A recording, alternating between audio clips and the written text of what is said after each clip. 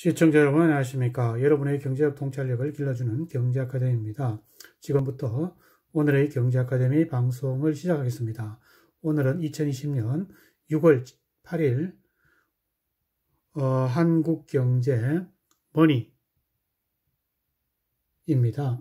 오늘의 제목은 돈 얼마나 행복감을 줄까라는 내용을 가지고 윤대현 님이 정리한 내용을 살펴보도록 하겠습니다.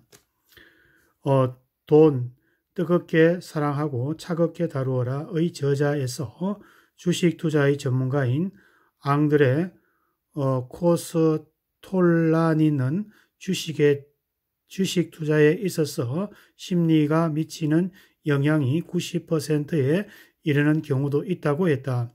마음을 읽어야 투자에 성공할 수 있다는 뜻일 것이다. 돈, 사랑, 관계 등 우리의 삶의 중요한 콘텐츠에 대해서 내 마음에 복잡하게 작동하는 것은 어찌 보면 당연한 일일 것이다.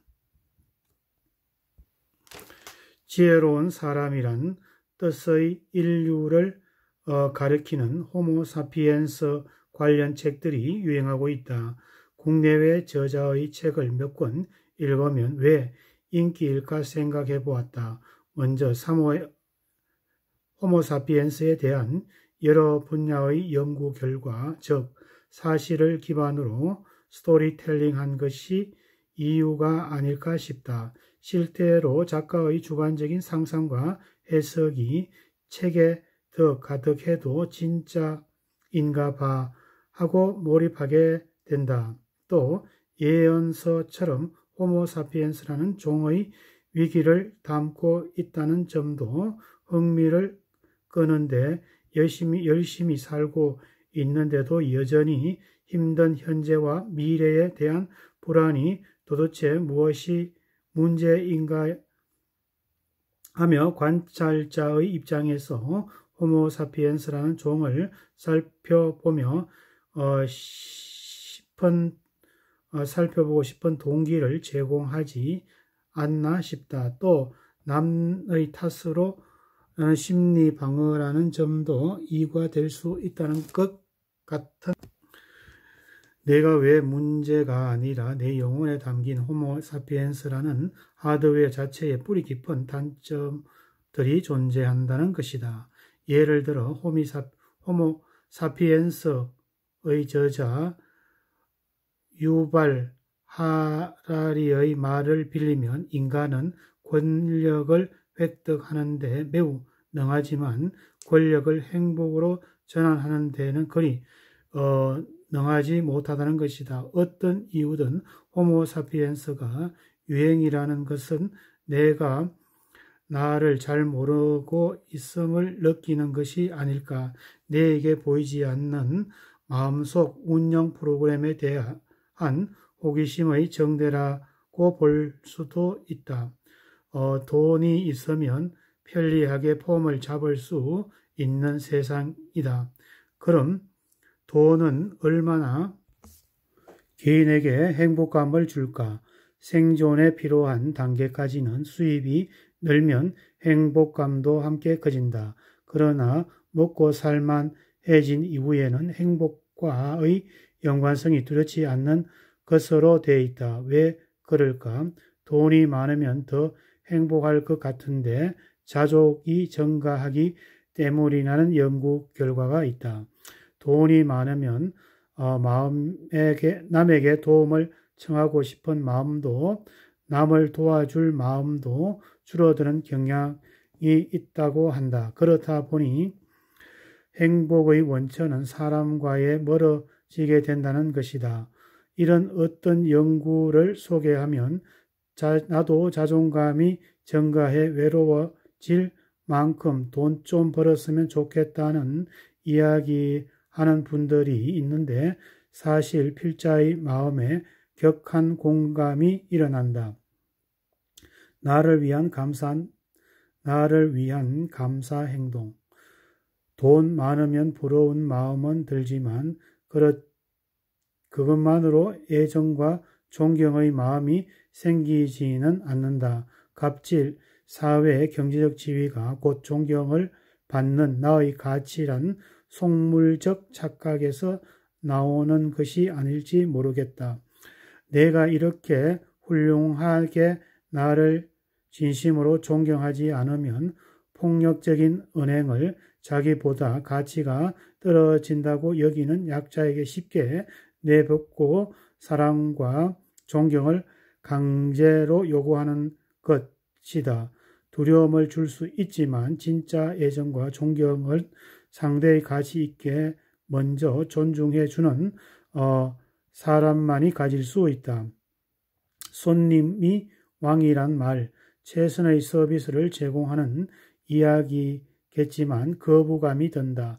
손님도 서비스 제공자도 모두 소중한 인간이다. 요즘 손님의 갑질에 마음 상한 서비스 제공자들의 사연이 가득하다. 그 역할을 바꾸어가며 마음의 상처를 주고 있는 듯하다. 사람이 없어 외로운 듯하지만 외로움을 갖고 태어난 사람들을 향한 본능이라고 한다.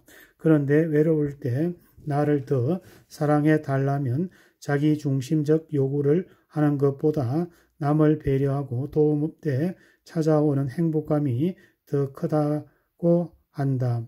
헬퍼스 하이라는 이 쾌감은 마음을 건강을 넘어 심장까지 튼튼하게 해준다고 한다. 타인에 대한 배려가 나를 위한 보약인 셈이다.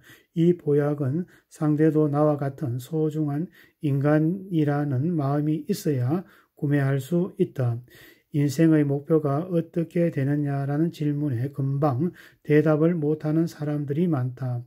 유전자도 생존을 밀어붙이는데 학교 교육이나 사회생활도 더 열심히 완벽을 향해 달려들어라. 내 마음을 채찍하기보다는 무엇을 위해 생존하는가 생각할 겨를도 없이 생존 자체에 매몰되기 쉽다. 단체 사진을 찍을 때 빠지지 않는 구호, 파이팅, 영어권 사람들을 못 알아듣는 콩글리시라고 한다. 미국 사람들에게 파이팅이라 하면 한바탕 싸우고자 오해하는 것인데 우리는 얼마나 생존을 위해 전투적으로 살았으며 힘내자라는 구호가 파이팅이 됐을까 하는 생각도 든다. 행복을 인생의 목표로 답하는 경우가 많다. 그런데 행복이 인생의 목표며 오히려 행복하기 어렵다고 주장한다. 목표를 도달할 때 만족감이 오는데 행복이라는 목표는 소박함을 뜻하지 굉장히 높은 수준의 목표와 기준을 설정하기 쉽지 않는 것이다. 행복의 감정적인 것인지 성취인 것인지 그리고 어느 정도의 마음의